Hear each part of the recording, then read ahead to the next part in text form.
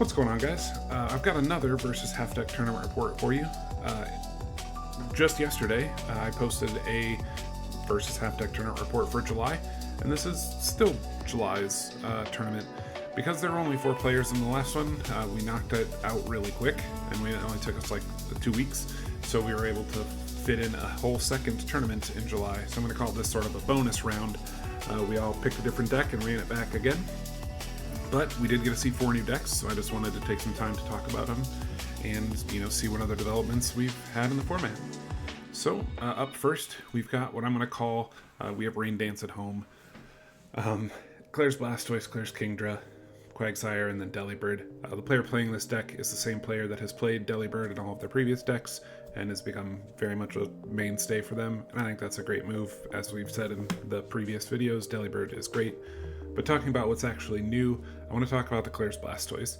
It has 1 attack, but it takes 3 colorless, so this is a unique energy requirement. But you flip a coin for each water energy attached to Claire's Blastoise. This attack does 20 damage plus 10 more damage for each heads. So you could have 3 fires on this guy, and it just does 20 damage, and that's it. That's not great for 3 energy. But if you keep stacking up the energy, if you have 3 energy on there, you flip a coin, does 20, maybe 30, maybe 40, maybe 50, which is a lot. So Blastoise is putting out some great damage. So the way that this player planned this deck is that they would sort of bench the Blastoise, keep building him up in the background behind the Kingdra and the Quagsire with their 1 damage attacks, or even the Delibird with its 2 energy package delivery bouncing itself back into the deck. And you can kind of keep yourself attacking a little bit early until Blastoise is built up in the back, and then you just promote him and start flipping 6 coins at a time. That's a huge damage amount. Unlike most of the water moves that do this kind of thing, there's no damage cap on it, so the sky's the limit. I've seen him flip 6-7 coins with this guy, and that's a huge amount of damage in this kind of a format. So a very cool card. I'd seen it used a couple of times in like the draft cubes and stuff, and people had just put the 3 energy on him and then flipped for 50. I hadn't seen anyone do the sort of skyscraper Blastoise build, and that was very cool to see. The Claire's Kingdra has Torrent for 2 waters and a colorless. Flip 2 coins does 30 plus 10 for each heads, so it could be 50 also. So also punching a little above its weight class on good heads flips. And you have 1 energy for 10, fine. Misty's Quagsire with 1 for 10 and Hug for 20 for 2 energy. Flip a coin of heads, a defending Pokemon can't retreat. So you can kind of lock an active in there and just kind of keep oiling on them a little bit while you build up the Blastoise, and you don't have to worry about a bigger, more threatening attacker coming out. So that's kind of a cool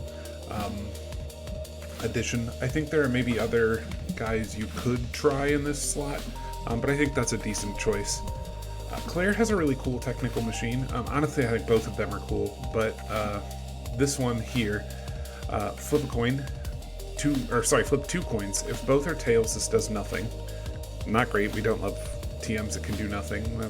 That hurts. But if either one are heads, this attack does 40 damage, and you discard a card or discard an energy card attached to the defending Pokemon for each heads.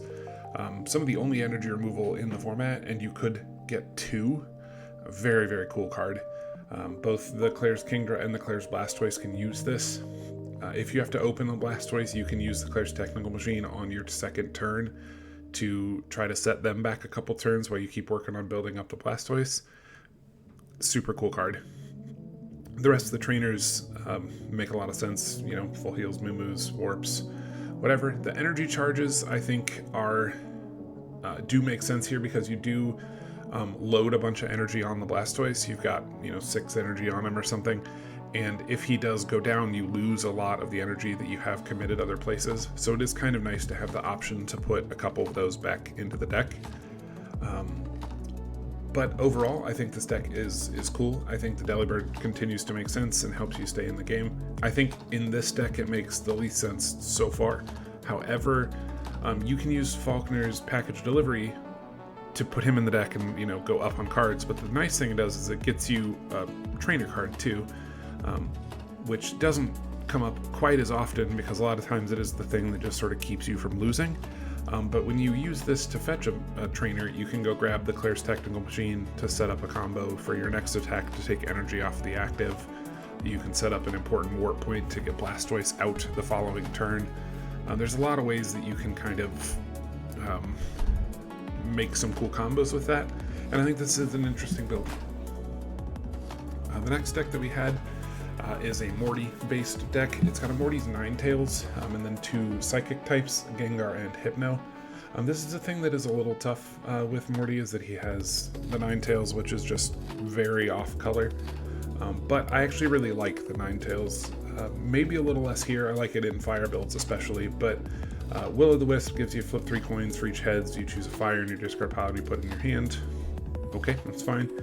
Flickering Flames for a fire and a colorless does 20 and auto sleep. That part's pretty cool. I'm a big fan of auto sleep. That's always a fun thing to hit, and getting it attached to damage is also cool. It gives you a little bit of coverage too if you are facing another Psychic deck, which there are a lot of, or even if you're facing one of the Dark types, that's good too. Another nice thing that the Ninetales can do is it hits the Steelixes that keep running around for weakness. 40 damage and sleep into a Steelix, half its health. It's pretty good. It's pretty good. The Gengar we've already talked about. Auto sleep for a colorless and transfer pain, moving 1 damage from one of your guys to one of your opponent's guys. Really strong. We've found guys having great success with that. This deck doesn't run the metals or whatever to kind of build the like tank Gengar, but he's just sort of effective Morty spam to go with the TMs that we've got here. Morty's Hypno is new though. For a colorless you get Pound, but for 2 Psychic and a colorless, for 30 damage you can do Dark Mind. If your opponent has any bench Pokemon, you choose one of them and it does 10 damage to it. So you get 40 out of it for 3 energy. Pretty cool. He's got a 1 retreat. This whole deck is very mobile, which is good. With only 5 Pokemon, you need to, make sure that you're maximizing the potential of each of them while they're out. Now, the Ninetales has Flickering Flames that puts something to sleep. Gengar has something that puts something to sleep. And then Morty's Technical Machine 1, for a Psychic and a colorless, very notable energy amount there, does 50 damage if the defending Pokemon is asleep. If they're not, it doesn't do anything. But if you've kept them asleep between turns, the Psychic and the colorless is actually exactly the right amount of energy for Morty's Ninetales to still have done the Flickering Flames effectively too. So if you have a fire and a Psychic, you could do Flickering Flames, put them to sleep. If they don't flip out of it, on your next turn you could use the same Psychic and fire to use the Dream Eater now for 50 more damage. You've done 70 damage in 2 turns. Pretty effective. The good Morty's Machine though is the one that we've talked about before, Morty's Machine 2. Trans damage for the same energy as the other one. You discard all energy cards attached to this Pokemon and then move all damage counters from it to the defending. So you get to fully heal the Pokemon that this card was on, and then all the damage that was on them is now just on your opponent's Pokemon. Really cool. Sometimes that can just straight up one-shot a guy. If you've got Gengar at 60 damage and you pull this off, you fully heal him, and then you get to basically kill any 60 HP Pokemon. Very, very good TM. I like this card a lot. I think this deck is a really cool usage of it. And the Ninetales having the right energy requirements to still be able to take full advantage of both of these cubes, I think is awesome. The trainers, make sense, especially in a 2-color deck, this is one of the first, truly 2-color intended decks that we've really taken much of a look at. I know we looked at the Latios build the other day. I guess that was another one too, so I guess we've seen kind of 2. But there aren't a lot of the sort of 2-color energy requirement decks going on. So it's nice to see one where it fits as nicely as this one does. Energy Charge then makes sense, of course, too, because you're putting the right energies back. Morty's Ninetales giving you access to getting energy back into your hand is cool, too. If for some reason you were to have lost the energy, or you even needed a second energy, you have the option to do so. You could have put one of the fires on Hypno, for example, or even to cover the colorless cost of Morty's Gengar. or the second energy for both of them for using one of the TMs, things like that. And then they go down, you can get the fire energies back with the Ninetales to then set up your Flickering Flames. I think it's a pretty effective little combo. I have found myself leaning closer to like 8 Mon, maybe 7. I think 5 is a little bold, but he did well with the deck, and it didn't seem to really hold him back, so it might just be fine. I'll be curious to see as the meta develops more if it, 5, or if the range of sort of 5 to 8 where the sort of happy spot is in that breakdown.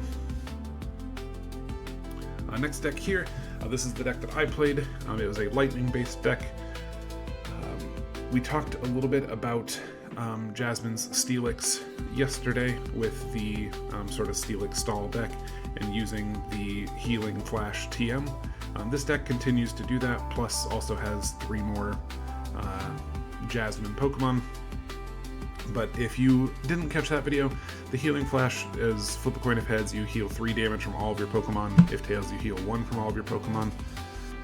Just an effective healing card. You can sit behind Steelix, really wall it up with the metal energies. You can bind to paralyze them. You can potion and Moo out to keep the Steelix alive. And then you can rotate into, big attackers. Or you can start on, sort of Raichus or whatever that you need to.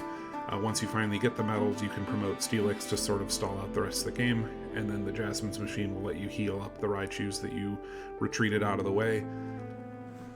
Effective card. Speaking of the Raichus, I'm going to talk a little bit about Lieutenant Surge's Raichu.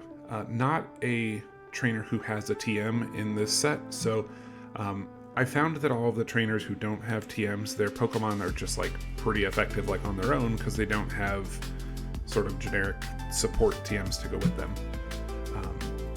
The Surge's TM, or the Surge's Raichu has Gnaw for 10, and then for 2, for a Lightning and a Colorless, it does 20 damage with Thundershock. Flip a coin of heads, the defending Pokemon is now paralyzed. So it does take a coin flip, what else is new, but you get a Paralyze out of it, which, unless they have a full heal, is basically a turn skip. So we take that, and it's a guaranteed 20, you don't have to flip for the damage, we'll take that too. Weak to fighting is, typical of Lightning, but also, as we found, fighting is sort of weak to a lot of stuff, so you don't run into that, in theory, you don't run into that weakness quite as often as you might in some other spots.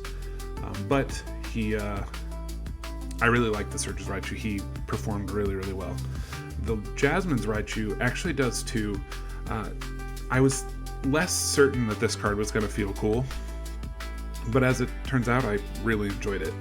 Tail Slap for 10, and then Thunderbolt takes 2 Lightning. Discard all energy attached to Jasmine's Raichu to use this attack, but it does 40. That's the thing that I didn't like. You had to set yourself back 2 turns to pop this attack off, but you get a basically 2 turns worth of 2 energy attack in one action. So for 40 damage, you just plop. So you can kind of set Jasmine's Raichu in the back, have the energy built up on him, and then he's ready to go with a 40 damage Hammer Fist when he promotes.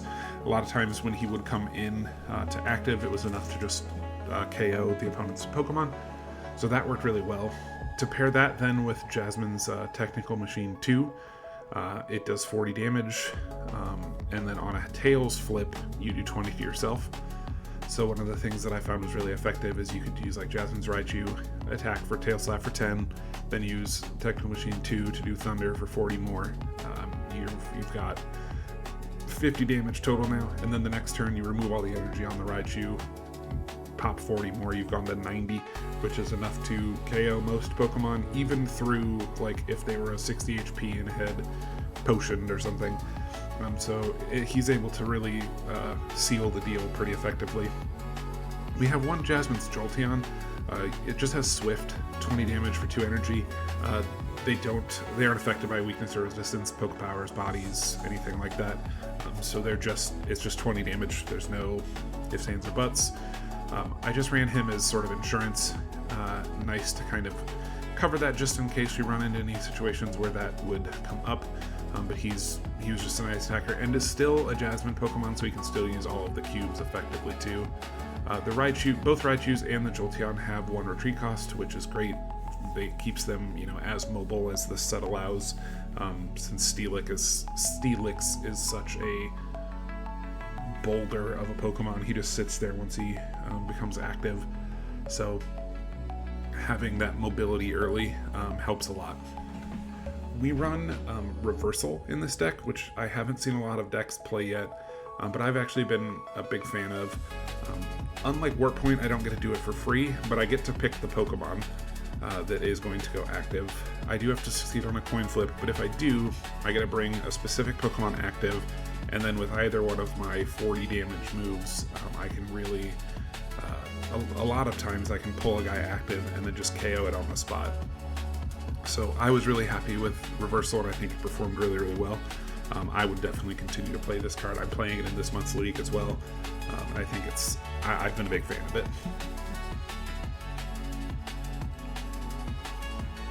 And then the fourth deck we've got here, we've got a sort of fighting deck, believe it or not. We just talked about how there's not a lot of those, but this deck did exist this event and did well. We have Bruno's Steelix for the first time. It's like the Price's Sneasel.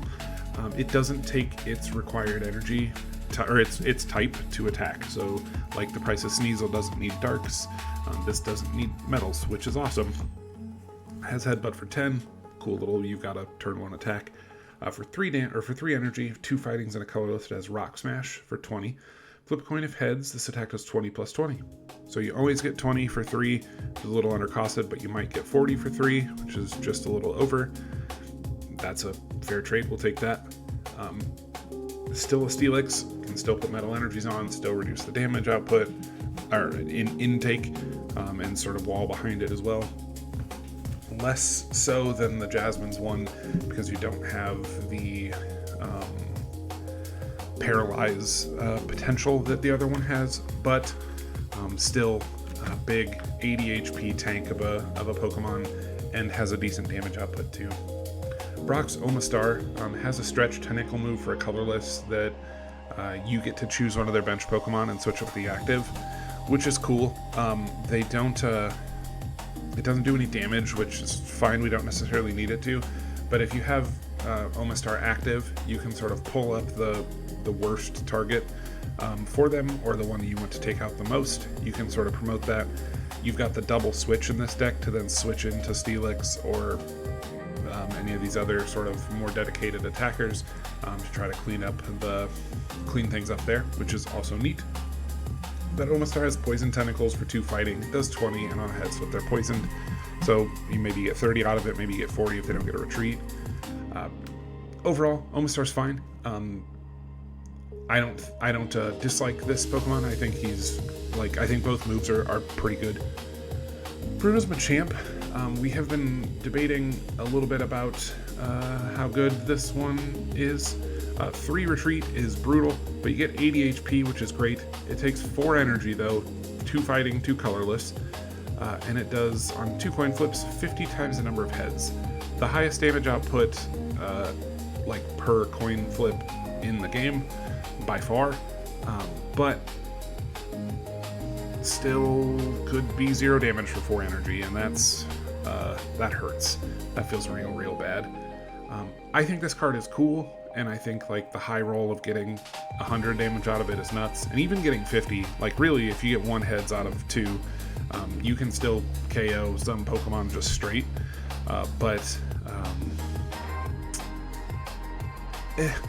I don't know. I think this card is effective, and it clearly worked. He won this event, but that's a lot to ride on, that there's nothing else he can do, and he takes 4 energy to do it. I'm a big fan of the sort of like high roll coin flip attacks. I use them a ton, much to my dismay, but a lot of them cost 2 energy, and that's a lot less scary of an investment than 4. But if you build him up in the back, and like I kind of mentioned with the Blastoise and stuff like that, where you bring him out late to then sort of like just start cleaning house, he can be pretty effective. So I mentioned in the last video that fighting types, there are a lot of things with resistance to fighting in this format, which made playing fighting scary. Well, that's where Brock's Kabutops comes in. He's a 60 HP fighting type guy. He's got one move, Vacuum Cut, for fighting in a colorless that does 20. You don't apply weakness or resistance, so you just get the 20. But if they are fighting resistant, this attack does 40 instead of 20. So you just get to like super punish all of the things that are fighting resistant, which is awesome because there's a ton of them. So he's very, very good security to have. This card's awesome. I'll sing this card's praises forever. That card rules. Falconer's Delibird, you know, we've talked about him at length now. He just makes sense. The Bruno's Machines, let's talk a little bit about those. Those are new to this deck here. So Bruno's Machine 1 for fighting does 30 damage. Before doing damage, you choose one of your opponent's bench Pokemon, switch it with the defending, then do the damage to the new defending Pokemon. So you get to pick whichever guy you want the 30 damage to land on. Plus, they also have to have that Pokemon be active now. So you can strand a new unpowered attacker in the active slot and then just dunk on it right away. Really effective card. You don't even have to do a coin flip or anything. This is just like an incredible cube. Very, very good card. Bruno's Technical Machine 2 for fighting. Steady Punch. You flip a coin. This does 30 plus 20. So you get 30 damage for 2, which is above curve already. And on a heads flip, you get 50 damage for 2, which is just nuts. So just like Bruno's Machamp having the highest like damage per coin flip that you get, this is the highest damage TM that exists. For 2 energy, getting 50 damage is a ton. You've got the suite of Moo Moo Milks and potions like you always do in these decks. Keeping your guys alive and in the fight is good. The Metal Energy on any of these Pokemon helps them stay in the fight a little longer too, but obviously they're best for Steelix. And then the one full heal is full heal if you get status locked. That hurts. This deck does have switch, so you're a double switch even, so you're a little less impacted by that than some decks, but you want to use that switch effectively to get a Steelix or a Machamp into the right spot when they need to be, or get them out of the way for Kabutops if you run into the wrong resistance or something like that. Overall, I can see why this deck could win this event. It's the Kabutops covers like the biggest weakness of fighting, and the Machamp and the Machines all sort of cover the beat the meta of stall decks being pretty good right now, because they just do damage output so fast and so quickly. So I think this deck is awesome and is a cool evolution into of like the idea that I played in the first half of the month. I think this is a better direction at doing what I had kind of thought of. I had a fighting deck where I was trying to output enough damage to beat stall, but I just ran into the resistance issue. This deck has its way around that, plus still crushes on any deck that doesn't have the resistance. Overall, I think that's awesome. That's all I've got for this one. There's still just 4 decks. It was still the same 4 players. Again, I am hopeful that the September event, or at worst the October event, will be much bigger once we have so many people buying versus cards. Those should come in. We're placing that order tomorrow, and then should be arriving in like a week, and then a week or so to get to all the people who bought it. So that should, in theory, still be done before September. Fingers crossed, that'd be awesome. But we'll see. I would love for this format to get bigger. It's a small card pool, but I think there's still a ton of interesting strategy in it, and there's so little coverage on it that I'm really excited to keep digging into it and seeing what we can discover. You don't have the power ogre in the league says power slop a lot, and you just don't have that in this format where there's just like the generic incredible guys that just go in everything. So your decks really have to dig into the philosophy of what they're trying to do, and I think that's cool. Well, thanks for hanging out. This video was a little shorter than the last one, which is good. That video ran really long, but I'll see you next time.